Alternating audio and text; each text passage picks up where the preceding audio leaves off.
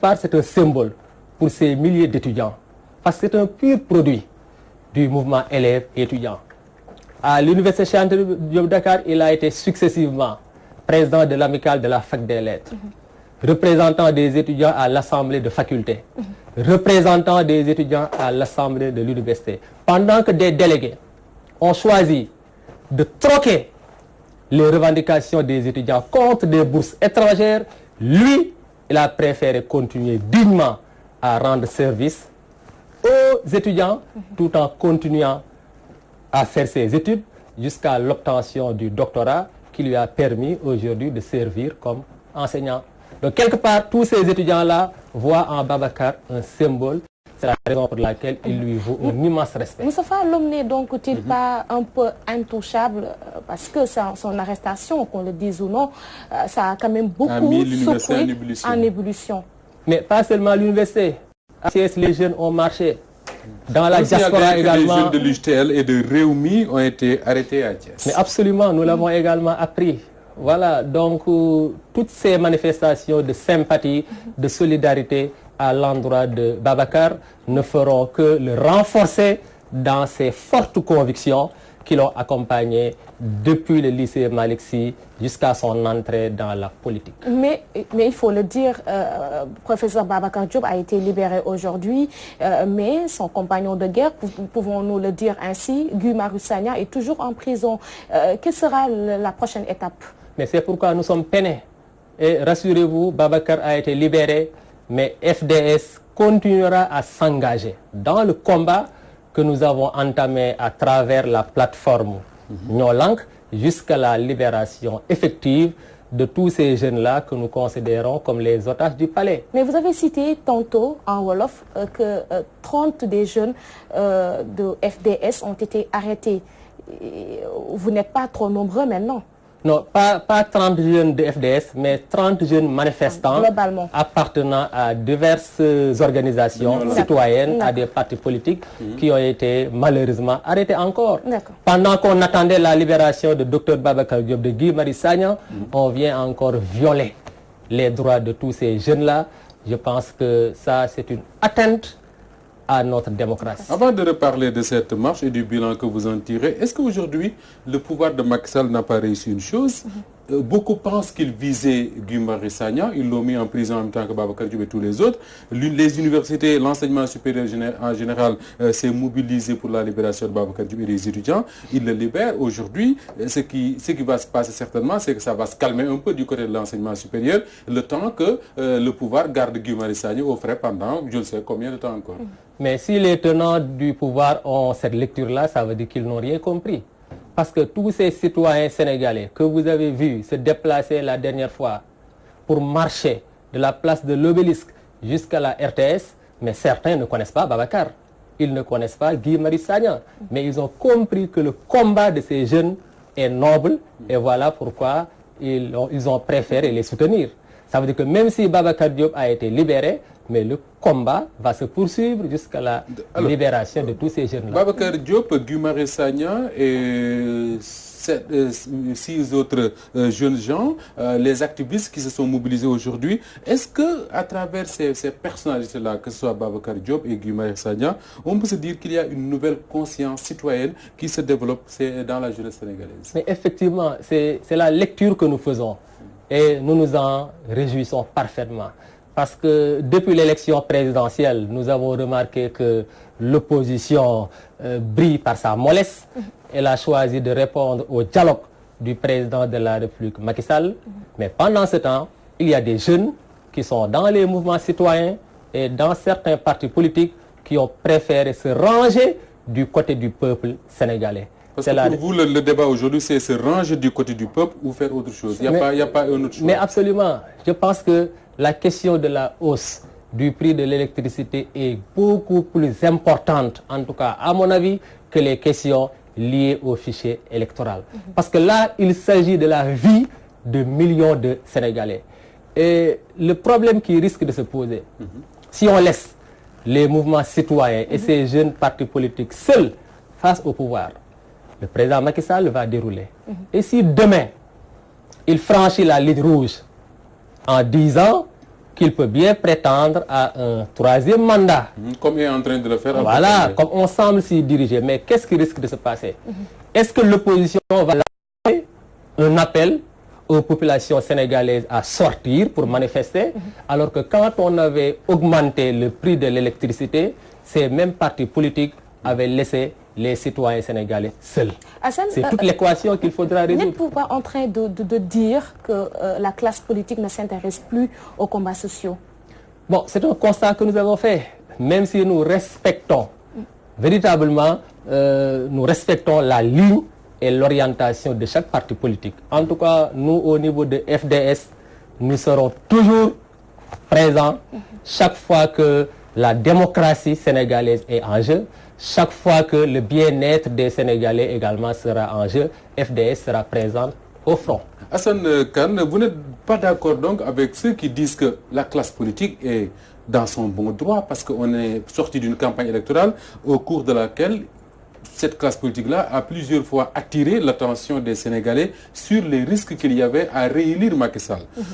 Ils avaient annoncé, et certains candidats avaient annoncé une hausse du prix de l'électricité, une hausse du prix du carburant. Ils n'ont pas été écoutés. Les Sénégalais ont préféré voter pour Macky Sall. Est-ce que, quelque part, on peut se dire qu'ils ont dans le droit de dire aux Sénégalais, allez-y avec Macky Sall, on verra ce que ça va donner. Je pense que personne ne peut avoir raison contre son peuple. L'élection présidentielle est derrière nous. Le président Macky Sall a été élu, même si les conditions dans lesquelles il a été élu peuvent faire l'objet de débats. Je pense que nous n'avons pas le temps de revenir sur toutes les anomalies qui ont accompagné le processus électoral. Mais ce que je veux simplement dire, c'est que l'élection présidentielle est derrière nous, mais la vie de parti politique ne doit pas se limiter simplement à conquérir le pouvoir. Aujourd'hui, le pouvoir d'achat des Sénégalais est menacé par cette mesure injustifiée de hausse du prix de l'électricité. Je pense que tous les partis politiques de l'opposition devaient être aux côtés de ces populations qui manifestent pour l'annulation de cette mesure. D'accord. Alors, après 3 semaines passées en détention, Babacar Diop est sorti. Est-ce que cela va changer par rapport au positionnement? Je ne dis pas du combat, parce que vous avez dit déjà que vous serez toujours aux côtés du peuple, quelles que soient les circonstances, vous vous battrez pour ce peuple-là. Est-ce que votre positionnement politique peut changer par rapport à telle ou telle autre coalition ou tel autre parti? Non, absolument pas. Parce que nous ne sommes pas entrés en politique pour servir une personne. Mais nous sommes entrés en politique parce que nous avons des convictions à défendre, parce que nous avons un idéal que nous recherchons. C'est la raison pour laquelle, quelle que soit l'attitude des partis politiques de l'opposition, nous allons poursuivre tranquillement notre chemin. Rien, absolument rien, ne peut nous dévier de notre trajectoire politique. Chaque fois que nous estimons devoir poser un acte pour défendre les citoyens sénégalais, nous n'hésiterons pas à le faire. Assane Kane, vous avez choisi vendredi passé la place de la Nation pour manifester et le préfet l'a accepté. Vous avez manifesté et partir quand même en calme. Rien ne s'est passé. Et pourquoi choisir tout le temps le même itinéraire, sachant que l'autorité préfectorale est presque catégorique, pas de manifestation en centre-ville? Mais au nom de quoi les jeunes de l'APR auraient-ils le droit de marcher jusqu'aux grilles du palais de la République pour réclamer des prébendes et qu'au même moment, on veuille interdire des citoyens qui veulent manifester pour dire non à une mesure qu'ils trouvent injustifiée de le faire? Tout à fait. Moi, je pense qu'il ne faudrait pas qu'on continue à appliquer dans ce pays cette justice à double vitesse. Nous sommes tous des citoyens sénégalais. Nous avons les mêmes droits et les mêmes devoirs. C'est notre constitution qui garantit la possibilité à chaque citoyen sénégalais de manifester librement.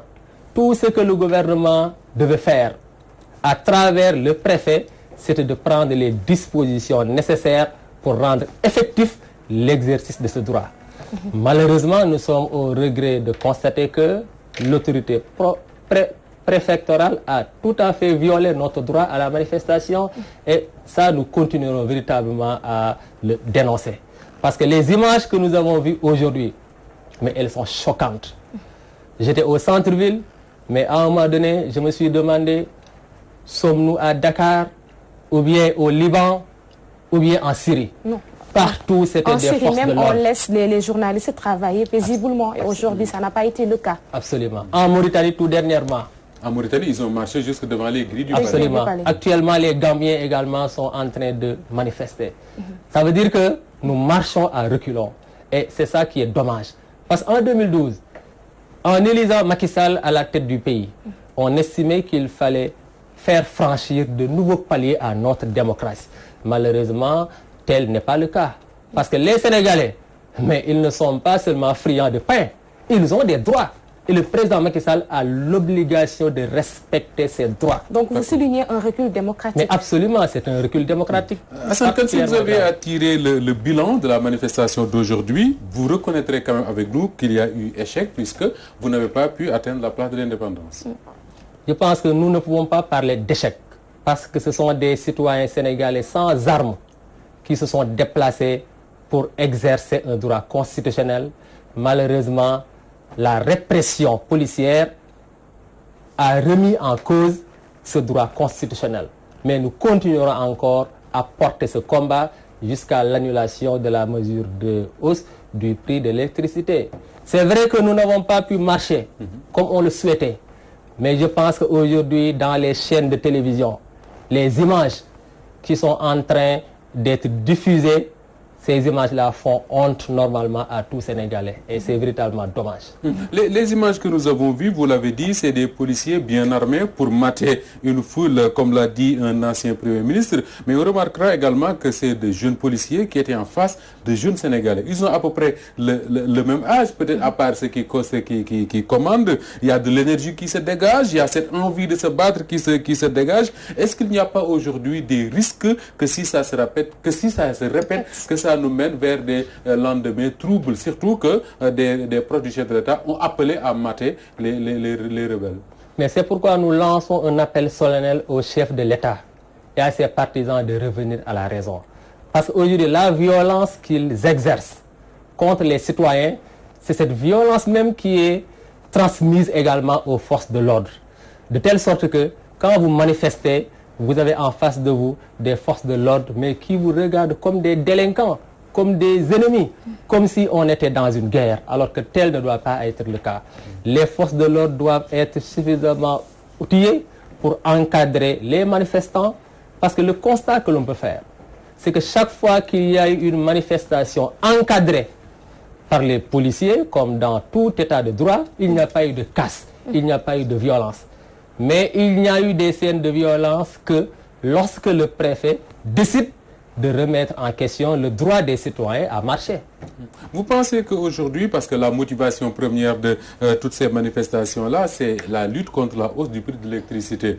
Il y a eu un débat, des voix autorisées se sont exprimées sur la question. Est-ce que vous pensez aujourd'hui que votre combat peut mener à une annulation de la mesure? Nous le pensons très sincèrement. Vous pensez que l'État a les possibilités de le faire? Nous estimons que l'État du Sénégal a les moyens, normalement, qui doivent lui permettre de supporter le déficit de la Sénélec pour que, véritablement, cette mesure de hausse soit annulée. Ce qui est important, c'est que 9 Sénégalais, parmi lesquels Babacar Diop, le 29 novembre dernier, c'était pour lancer l'alerte. Depuis lors, vous-même en tant que journaliste, vous avez pu constater que les Sénégalais, ils sont concernés par cette question et ils le manifestent de diverses manières. Il y a certains qui le manifestent en venant à la place de l'indépendance, comme c'est le cas aujourd'hui, mais il y a d'autres qui le manifestent à leur manière et qui ne manqueront pas de le manifester sous d'autres formes qui pourront demain être source de violence. D'accord. Alors voilà qui nous permet, Hassan Kane, je rappelle que vous êtes le porte-parole des forces démocratiques du Sénégal, le parti dirigé par Dr Babacar Diop, qui a recouvré la liberté cet après-midi après une liberté provisoire donc accordée par le juge d'instruction qui a maintenu en prison Guy Marius Sagna et 2 autres de ses co-détenus pour la bonne et simple raison que le procureur de la République s'est opposé à leur libération parce que, dit-on, d'autres chefs d'inculpation sont retenus contre eux. Très rapidement, nous allons donc évoquer ces questions. Là, c'est dans la rubrique Vue du Net avec Aïcha Diakhaté et c'est juste après ceci.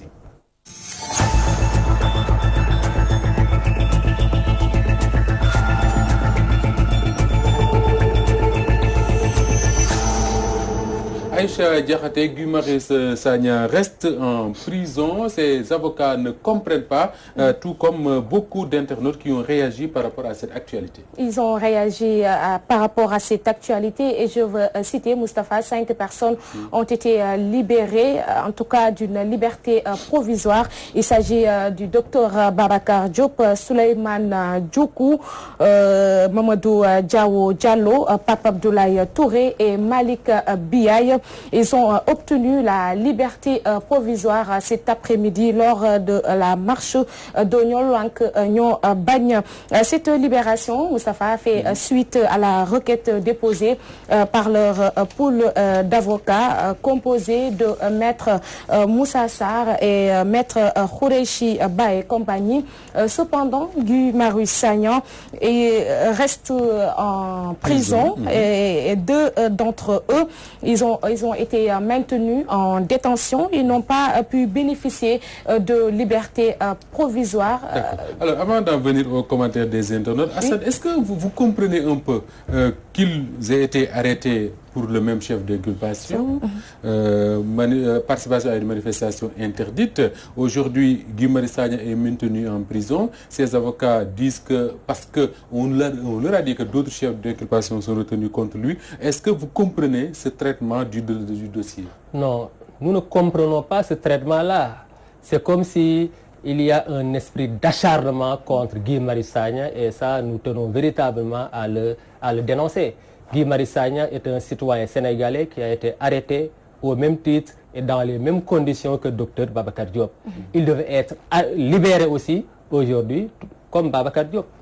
En tout cas, les avocats promettent de poursuivre le combat, notamment maître Moussa Sarr et Khoureyssi Ba, qui va d'ailleurs interjeter appel. Moustapha, il y a quand même des commentaires suite à la libération de docteur Babacar Diop. Le premier qui commente sous le couvert de l'anonymat, il souligne une décision pas très intelligente. Un autre pose une interrogation, Moustapha. Il précise pour quelle raison l'un et pas l'autre. C'est ce que d'ailleurs c'est la question que se posent beaucoup de Sénégalais. Ils s'exclament Tchei Ngourgui. Un autre qui commente Moustapha dans l'anonymat, il dit il doit se solidariser et refuser de sortir pour parler de Babacar Diop. Hoto qui le répond, il se nomme pour répondre à celui qui a déjà commenté. Il dit, je cite, vous qui lui demandez de se solidariser et de refuser de sortir, vous pensez que les choses se passent comme ça en prison? Quand on te libère, tu sors par la force, que tu le veuilles ou non. C'est comme ça que ça se passe en prison. Et la guerre des juristes se positionne, Moustapha, dans les commentaires. Mounas qui commence en droit, il n'y aurait pas de parallélisme des formes si les autres n'étaient pas libérés. Je pense que le juge n'est pas idiot jusqu'à commettre cette forfaiture avant le 24 décembre. J'ose prédire que tous seront libérés. Le Sénégal ne peut commettre cette faute qui ternirait l'image de notre pays. Apparemment, un autre juriste répond aux commentaires de Mounas et dit, je cite, qu'est-ce que tu racontes là? Comme pour poser une question, en droit, la responsabilité est individuelle. Et il n'a pas tort. Hein? Oui, et Guy est allé plus loin que les autres et de plus, il était déjà sous le coup d'une inculpation bénéficiant d'une simple liberté provisoire. Un autre Moustapha qui commente toujours sous le couvert de l'anonymat, il souligne que la rue ne gouverne pas et ne gouvernera jamais. Rentrez chez vous et soyez démocrate, comme pour parler de ces manifestants qui sont sortis dans la rue cet après-midi. Mandou, comme pour parler de docteur Babacar Diop, s'il se fait reprendre à nouveau, il est foutu. Guy était en sursis. Foutu, précise un autre qui rétorque, pour une personne avec des convictions comme les siennes, comme pour parler du docteur Babacar Diop. Je pense que le risque de rester en prison vient en second plan. Sa détermination est quand même admirable. Le dernier commentaire choisi, Moustapha, dans cette rubrique Vue du Net, parle de la pression des enseignants du supérieur qui est passée par là avec la libération du docteur Babacar Diop, bien sûr. Selon lui, nos gouvernants ne connaissent que le rapport de force. Et c'est tout pour cette rubrique. Êtes-vous d'accord avec cet internaute, Serigne Assane Kane, quand il dit que nos gouvernants ne connaissent finalement que le rapport de force? Mais absolument. C'est la raison pour laquelle également il appartient aux Sénégalais de prendre leurs responsabilités pour faire valoir leurs droits, comme le président Macky Sall l'a fait en 2011, en 2012 contre Maître Abdoulaye Wade. Mais je voudrais, pour terminer, ce qui veut dire que annoncer que Maître Moussa Sarr et les avocats qui travaillent avec lui ont décidé à partir du lundi, Inch'Allah, de porter plainte contre les 4 gardes pénitentiaires à l'origine de l'agression contre le docteur Babacar Diop. Il y aura une plainte? Oui, absolument. Alors, plus la plainte de Nyolank Nyobagne contre le préfet de Dakar. Parce que Nyolank Nyobagne a saisi le juge des référés pour voir si le préfet avait le droit d'interdire. Et Mamadou Lamine Diante dit, si c'est le cas, si c'est vrai que le préfet n'avait pas le droit d'interdire, ils vont porter plainte contre le préfet de Dakar. On va suivre tout cela. Et également, une dernière information avant de boucler, c'est que la plateforme Nyolank Nyobagne est en train de faire le tour des commissariats pour faire un peu le bilan des personnes arrêtées. Et ils ont dénombré pour le moment 38 arrestations au total. Et ils disent qu'ils sont tous au commissariat central de Dakar. Malheureusement, le Sénégal est en train de vivre les heures les plus sombres de sa démocratie. Et ça, le président Macky Sall en porte l'entière responsabilité. On pensait tous qu'en 2012, on ne verrait plus ces images choquantes de jeunes arrêtés de manière aussi arbitraire pour avoir simplement exercé un droit à la manifestation. Ça traduit la régression démocratique dans laquelle Macky Sall et ses partisans ont plongé le Sénégal depuis 2012. Grand merci à vous, Serigne Assane Kane. Je rappelle que vous êtes le porte-parole des forces démocratiques du Sénégal, le parti dirigé par Dr Babacar Diop. Vous étiez l'invité de cette édition du soir que j'ai eu, mesdames et messieurs, l'immense plaisir de vous présenter en compagnie d'Aïcha Diakhaté. Merci à vous. Merci à vous. Merci à toute l'équipe technique qui nous accompagne chaque soir. On se donne rendez-vous lundi, Inch'Allah, pour d'autres actualités dans l'édition du soir. C'est tous les soirs sur Walf TV, la voix des sans-voix.